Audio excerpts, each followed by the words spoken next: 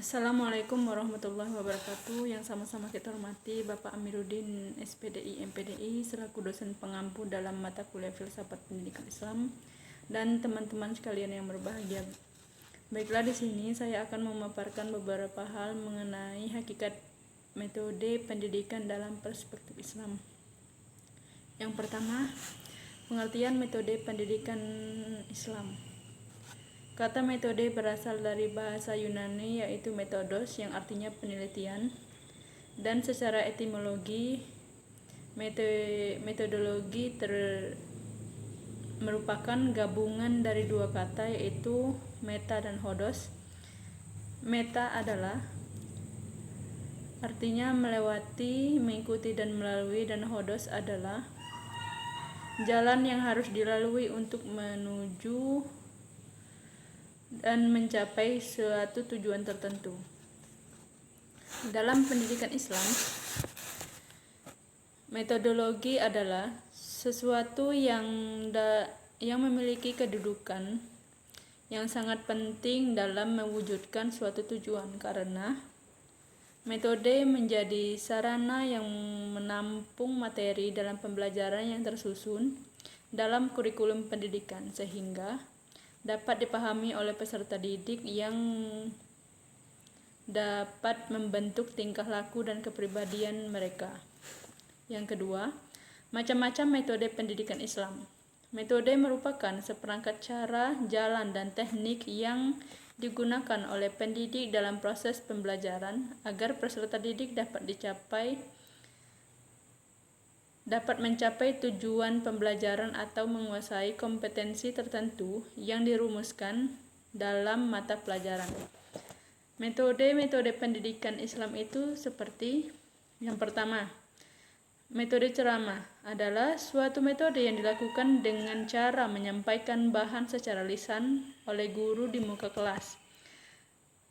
Peran seorang murid di sini sebagai penerima pesan, mendengar perhatian, dan mencatat keterangan-keterangan dari guru.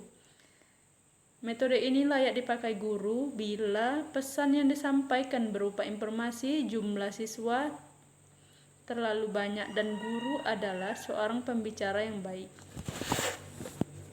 Yang kedua, metode tanya jawab adalah metode yang digunakan untuk menyampaikan pelajaran dengan cara guru mengajukan pertanyaan kepada siswa dan siswa menjawab. Penyajian pembelajaran dalam bentuk pertanyaan yang diajukan dan harus dijawab terutama oleh guru, dan sebaliknya pertanyaan dari murid untuk gurunya dapat juga dilakukan dengan cara individu per individu. Sikap guru dalam menerima jawaban dari anak didik, jangan mematahkan semangat, serta jangan terlalu menonjolkan kesalahan muridnya yang dapat mengurangi harga dirinya di depan yang lainnya, yang mempunyai fungsi sebagai tolak ukur untuk mengetahui tingkat pemahaman siswa serta untuk memberikan latihan dan kesempatan kepada siswa untuk bertanya terhadap materi yang belum dikuasainya. Yang ketiga, metode diskusi adalah metode yang dilakukan atau digunakan untuk suatu proses melibatkan dua individu atau lebih yang saling berinteraksi secara verbal dan saling berhadapan, saling bertukar pikiran dan informasi, saling mempertahankan pendapat dan memecahkan sebuah masalah tertentu. Yang keempat, metode pemberian tugas. Metode pemberian tugas ini dilakukan dengan cara mengajar di mana seorang guru memberikan tugas-tugas tertentu kepada murid-muridnya, sedangkan hasil tersebut diperiksa oleh guru dan murid harus mempertanggungjawabkannya. Tugas yang diberikan oleh guru bisa berbentuk perbaikan, memperdalam, mengecek, mencari informasi, atau menghafal pelajaran. Murid-murid berkesempatan memupuk perkembangan dan keberanian mengambil inisiatif, bertanggung jawab, dan berdiri sendiri sebagai bukti dan untuk mengisi waktu luang dengan masalah-masalah yang berkonstruktif dan membiasakan anak-anak untuk giat dalam belajar. Yang kelima, metode eksperimen adalah metode yang digunakan dengan cara mengajar dan menyuruh murid melakukan suatu percobaan, dan setiap proses hasil percobaan itu diamati oleh setiap murid, sedangkan guru memperhatikan yang dilakukan oleh muridnya sambil memperhatikan dan memberikan arahan. 6. Metode hukuman. Metode hukuman ini dilakukan dengan memberikan hukuman kepada peserta didik. Metode ini adalah metode yang paling buruk di antara metode yang lainnya, tetapi dalam kondisi tertentu harus dilakukan untuk dijadikan pembelajaran kepada muridnya. Yang ketujuh, metode kerjasama adalah bekerja sama dan berprinsip untuk mencapai tujuan bersama. Guna mencapai tujuan bersama dan mendapatkan hasil yang ingin dicapai oleh setiap siswa dalam suatu kelompok.